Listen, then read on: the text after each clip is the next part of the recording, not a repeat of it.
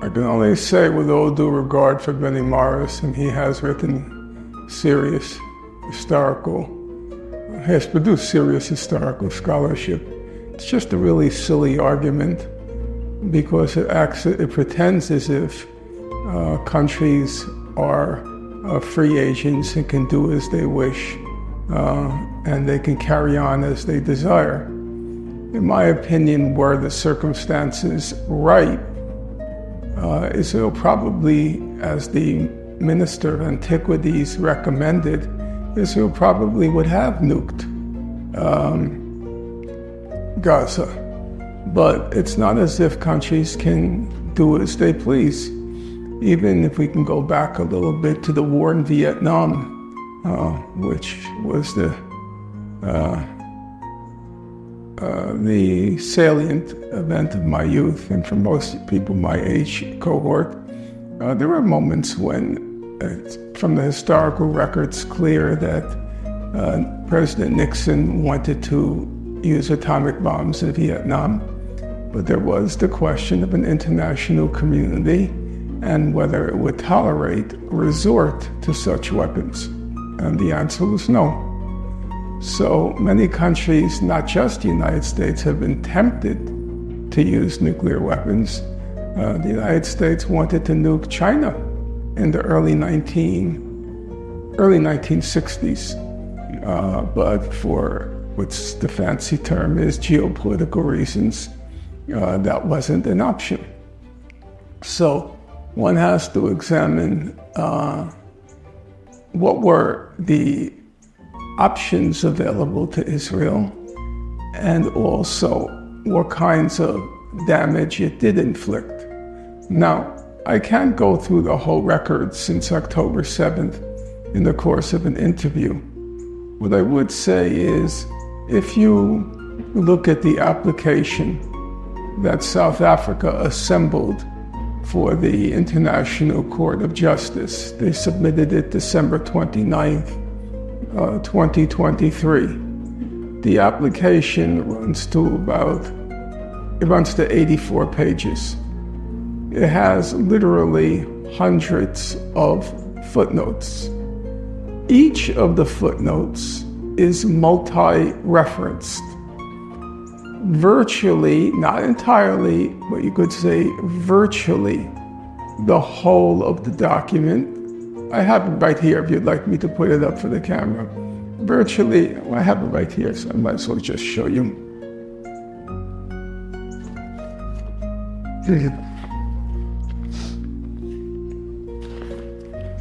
This is the South African application. It's 84 pages, single-spaced, but most impressively is its documentation. Each page, as you can see, is very heavily footnoted. And so that's the next point. So we have the document, it's 84 pages. It's single-spaced, it contains hundreds of footnotes, and each footnote is multi-referenced. Virtually every single source is a reputable humanitarian agency, let's say the World Health Organization, Save the Children, or a UN agency, a direct UN affiliated agency, the UN High Commissioner for Human Rights, UNCTAD, the UN Conference for Trade and Development, World Bank, and so forth. It's a very long list. I've cataloged it all. Again, if you like, I can show you. So you have the most respected and eminent humanitarian organizations in the world, and you have the full gamut, a phalanx of UN-affiliated agencies, all well known to the public, since these are humanitarian agencies and you find them everywhere in the world. And if you read the picture, the cumulative picture, as I have, because I'm writing on it right now, and I should point out, South Africa went before the International Court of Justice 4 times. It went before the UN, the ICJ, we'll just abbreviate it, the International Court of Justice 4 times. In January, the court issues a court order, it's called an order, on January 24th. It then goes again before the court in February saying we need more court action, what's called provisional measures. We need more court action because the genocide has been exacerbated. It then goes before the court again in March, and March 28th, the court issues an order, and then it goes before the court in May, again asking, it's called an urgent request for additional provisional measures each time. And it issues again a court order on May 24th. Each application by South Africa, each application is a new voluminous document exhaustively footnoted in order to document the dimensions of a genocide. Now, the court concludes that Israel is plausibly committing genocide. Now, there has been, of course, an extensive debate on exactly how high a bar plausibly indicates. What I could say as a layperson is, I'm not entirely a layperson. What I could say is, having examined the record, even I entertain an area of doubt in my mind as to whether genocide is the appropriate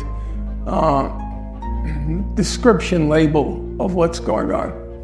But when you read the record, it is so horrendous, so horrifying, that you have to ask the question, if this is not a genocide, and really what is?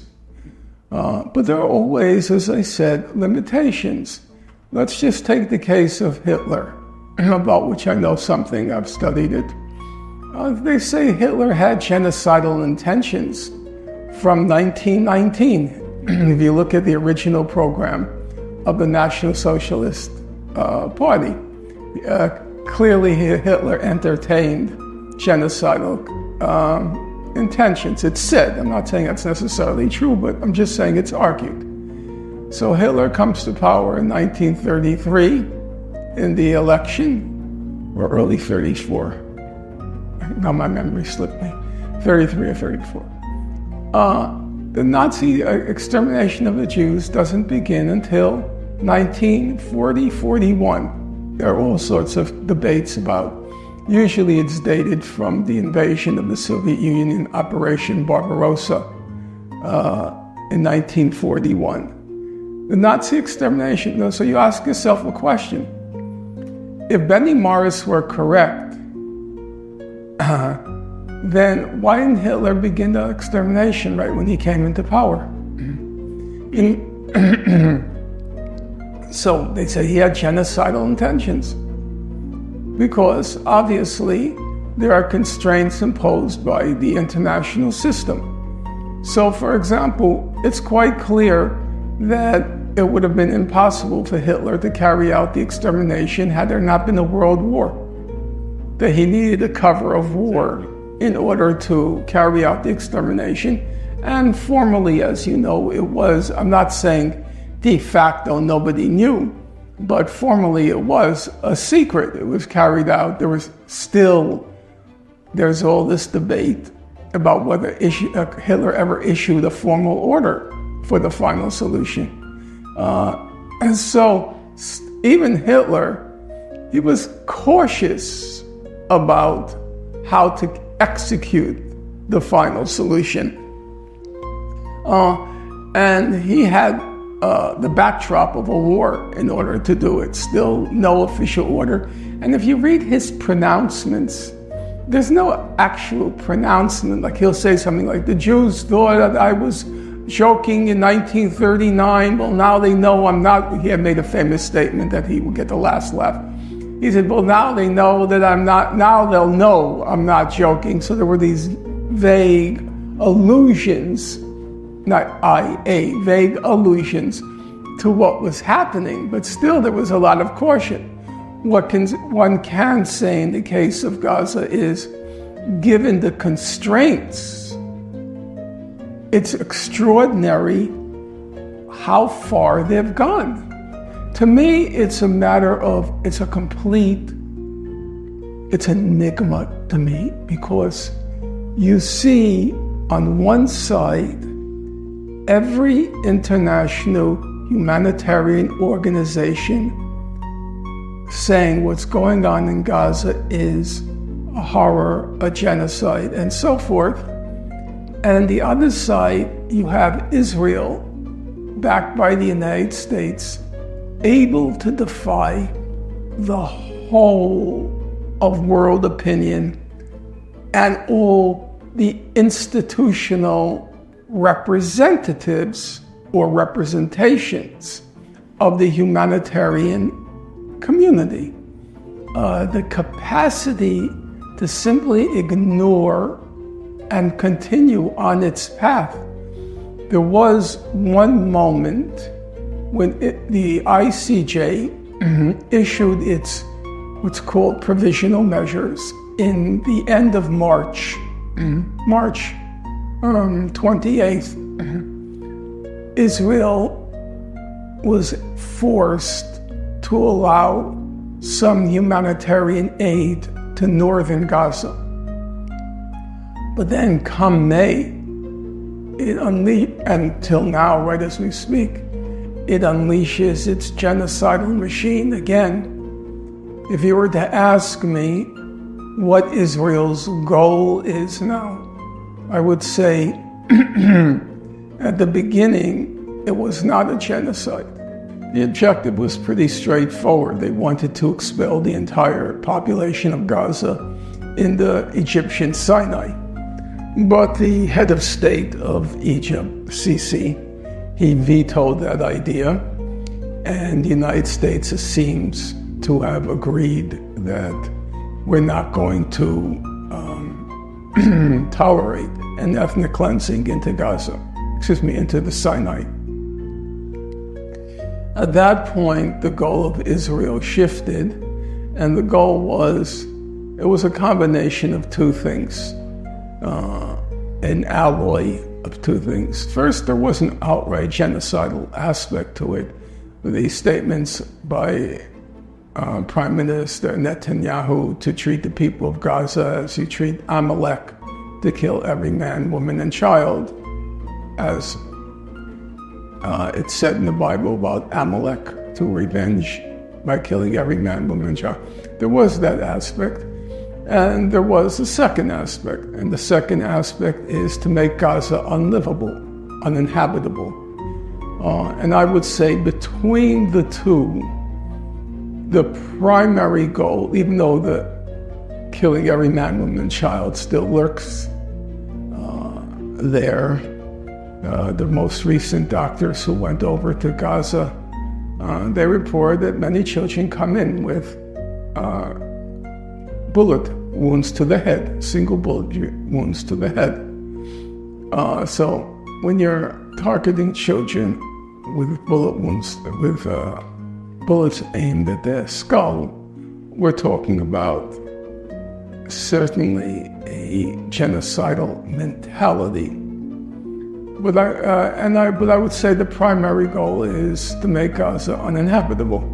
As the former head of Israel's National Security Council, Giora Eiland, he said, we're going to give the people of Gaza two choices, to stay and to starve or to leave. And that's basically what they're doing. And in my view, they've succeeded. Gaza is no more. The last estimate I read was there's 50 million tons of rubble in Gaza, and it would take between 10 and 15 years just to clear out the rubble. We're not talking about rebuilding, because you have to remember that there's a lot of unexploded ordnance in the rubble. There are a lot of deadly chemicals that have been released in the rubble, the asbestos, and it would take just 10 to 15 years. Gaza's gone. Gaza is no more. So their goal, in my opinion, that goal has been achieved. Well, I have a number of thoughts on what you've just said. First, though, I remember there was a very memorable exchange in our last conversation where you talked about how you lost most of your extended family, virtually all of it, in the Holocaust. So I know that you take that analogy or comparison very seriously. Also, despite an attempt to remain impartial in my capacity as an interviewer, but also in the same spirit that you mentioned, just maintaining a little bit of doubt, I still find this argument that it is not genocide, because if they really had genocide,